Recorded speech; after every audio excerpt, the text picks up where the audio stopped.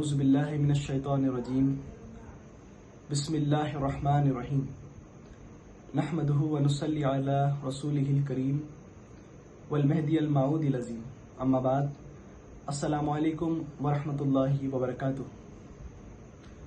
अल्लाह रब्बुल इज़्ज़त कुरान मजीद फुरक़ानुल हमीद में इरशाद फरमाते हैं, अल्लज़ीना आमनू व तत्मइनुल क़ुलूबुहुम बिज़िक्रिल्लाहि अला बिज़िक्रिल्लाहि तत्मइनुल क़ुलूब। अल्लाह रब्बुल इज़्ज़त सूरे अर्रअद की आयत नंबर 28 में इरशाद फरमाते हैं कि वो लोग जो ईमान लाए उनको अल्लाह की याद से तस्कीन होती है, खबरदार अल्लाह ही की याद से तस्कीन होती है।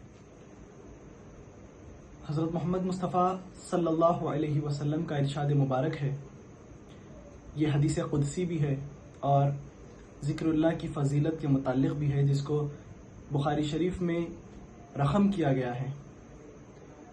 हदीस कुछ इस तरह से है कि रसूलुल्लाह सल्लल्लाहु अलैहि वसल्लम इरशाद फरमाते हैं कि अल्लाह के कुछ ऐसे फ़रिश्ते हैं जो इस काम पर मामूर हैं कि वो ज़मीन पर सफ़र करते रहते हैं, अल्लाह रब्बुल इज़्ज़त के ज़िक्र करने वालों की तलाश करते रहते हैं, अल्लाह के ज़िक्र की मजालिस की तलाश करते रहते हैं। जब किसी फ़रिश्ते को ये ज़िक्रुल्लाह की मजालिस मिलती है तो वो दूसरे फ़रिश्तों को भी बुलाते हैं, फरमाते हैं कि आ जाओ, हमारा जो मकसद था वो यहाँ पर मौजूद है। फिर तमाम फ़रिश्ते तशरीफ़ लाते हैं। उसके बाद तमाम ज़िक्रुल्लाह करने वालों को अपने नूरानी परों से घेर लेते हैं। उसके बाद जब अल्लाह रब्बुल इज़्ज़त की बारगाह में इन ज़िक्र करने वालों का तज़किरा होता है तो अल्लाह रब्बुल इज़्ज़त फरमाते हैं कि मेरे बंदे क्या कर रहे थे। ऐसा नहीं है कि अल्लाह ताला को पता नहीं है कि उसके बंदे क्या कर रहे थे, मगर फिर भी ये सवाल पूछा जाता है कि मेरे बंदे क्या कर रहे थे, जिस पर फरिश्ते जवाब देते हैं कि या अल्लाह वो तेरी हम्दो सना कर रहे थे। फिर अल्लाह ताला फरमाते हैं क्या उन्होंने मुझे देखा है, जिस पर फरिश्ते जवाब में इरशाद फरमाते हैं कि नहीं, उन्होंने तो आपको नहीं देखा। अल्लाह ताला फरमाते हैं कि अगर वो मुझे देख लेते तो क्या करते, जिस पर फरिश्ते फरमाते हैं कि अगर वो तुझे देख लेते तो तेरे जिक्र में और शिद्दत पैदा कर देते। उसके बाद अल्लाह ताला फरमाते हैं क्या वो मुझसे किसी चीज़ का सवाल कर रहे थे, जिस पर फरिश्ते फरमाते हैं कि वो तेरी जन्नत की तलब कर रहे थे, जिस पर अल्लाह ताला फरमाते हैं क्या उन्होंने मेरी जन्नत देखी है। फिर फरिश्ते फरमाते हैं कि या अल्लाह उन्होंने तेरी जन्नत नहीं देखी। अल्लाह ताला फरमाते हैं कि अगर वो मेरी जन्नत देख लेते तो क्या करते। फिर फरिश्ते फरमाते हैं कि अगर वो तेरी जन्नत देख लेते तो जन्नत की तलब में और शिद्दत पैदा कर देते। फिर अल्लाह ताला फरमाते हैं कि क्या वो किसी चीज़ की पनाह मांग रहे थे, तो फिर फरिश्ते फरमाते हैं कि या अल्लाह वो तेरी दोज़ख से पनाह मांग रहे थे। फिर अल्लाह ताला फरमाते हैं कि क्या उन्होंने मेरी दोज़ख देखी है। फिर फरिश्ते फरमाते हैं कि नहीं, उन्होंने तेरी दोज़ख नहीं देखी, अगर देख लेते तो दोज़ख की पनाह में शिद्दत पैदा कर देते। तो अल्लाह ताला फरमाते हैं कि ए फरिश्तों, तुम गवाह हो जाओ, मैंने उन्हें बख्श दिया है। जबकि हमारे आका इमामुना हुजूर मीरा सैयद मोहम्मद जीवनपुरी महदी मौद अलैहिस्सलाम ने इरशाद फरमाया है, हर जाके बाशिद बयाद खुदा बाशिद, जहाँ कहीं रहो खुदा की याद में लगे रहो। हम महदवियों के अकीदे और दीन को बातिल करार देने वाले दीन महदी के इस नए मुर्तिद को मैं ये बात पूछना चाहूँगा कि क्या कुरान मजीद की आयत और हदीस मुबारका की रोशनी में इमामुना अलैहिस्सलाम ने जो हुक्म हम महदवियों को दिया है उस पर अमल करना और खुदा की याद में खुद को मशगूल कर लेना आपकी नज़र में बातिल फ़िरका है। जैसा कि मैंने अपनी पहली वीडियो में कहा था कि मैं एक तिफ़्ल मकतब हूँ, इल्मी बहस करना मेरा काम नहीं है, मगर इमामुना अलैहिस्सलाम की बाड़ का ग़ुलाम होने का हक़ अदा करना मकसूद है।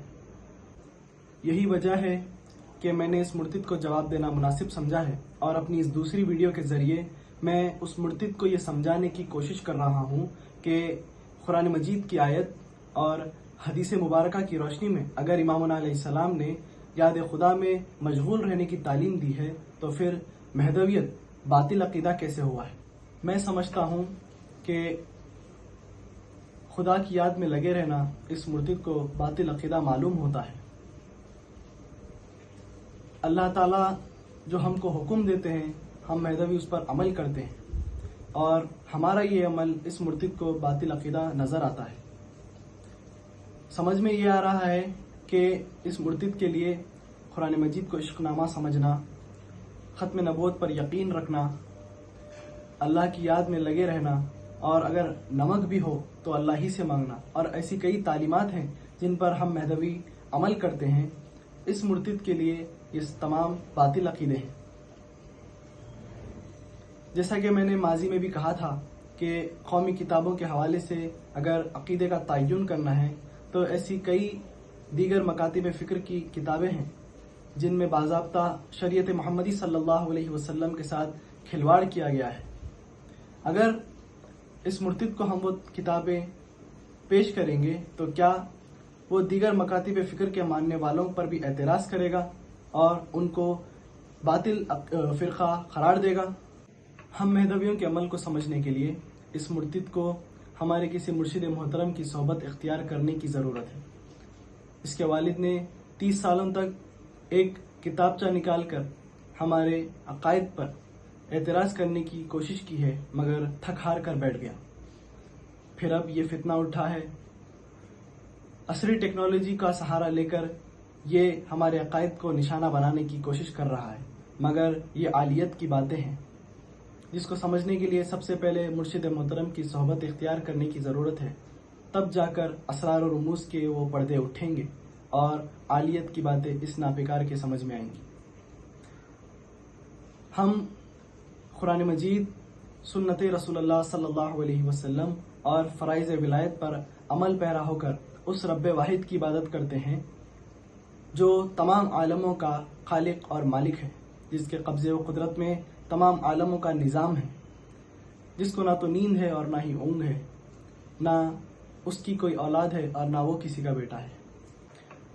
ہمیں اپنی مساجد میں فرض نماز کے ساتھ ساتھ سنت ادا کرنے کی بھی سختی کی جاتی ہے۔ اگر کوئی مہدوی مسجد میں فرض نماز کے وقت آئے اور صرف فرض نماز ادا کر کے چلا جائے تو اگلے دن اس مسجد کے مرشد، فقیر یا پھر ذمہ دار اس شخص کو روک کر صرف فرض نماز پر اکتفا کرنے سے تنبیہ کرتے ہیں اور کہتے ہیں کہ یہ منافقوں کا طریقہ ہے، فرض نماز کے ساتھ ساتھ سنت کی بھی پابندی کرنا ضروری ہے۔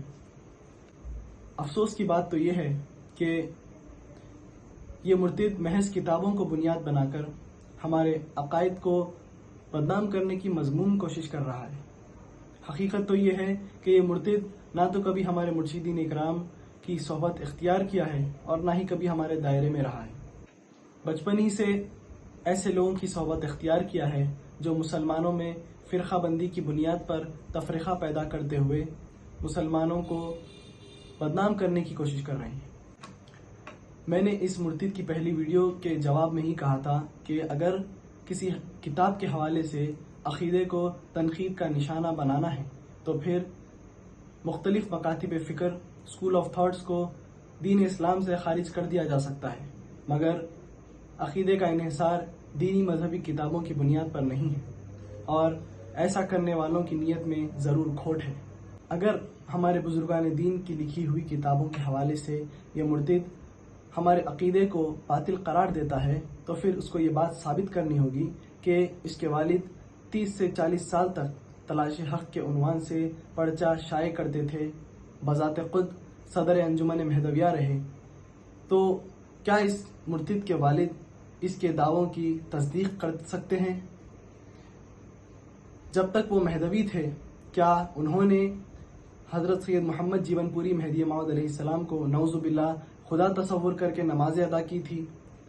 اس مرتد کے چچا، جن کا حال ہی میں کووڈ کی وجہ سے انتقال ہوا تھا، ایک مرشد کے ہاتھوں دفن کیے گئے، کیا ان کی نماز جنازہ اور تدفین اسی عقیدے پر ہوئی تھی؟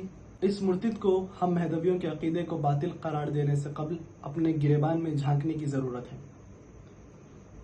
ہم فرض کے ساتھ ساتھ سنت رسول اللہ صلی اللہ علیہ وسلم پر اس قدر سنجیدگی کے ساتھ عمل کرتے ہیں کہ اس کی مثال کسی دوسرے مکتب فکر میں نہیں ملتی۔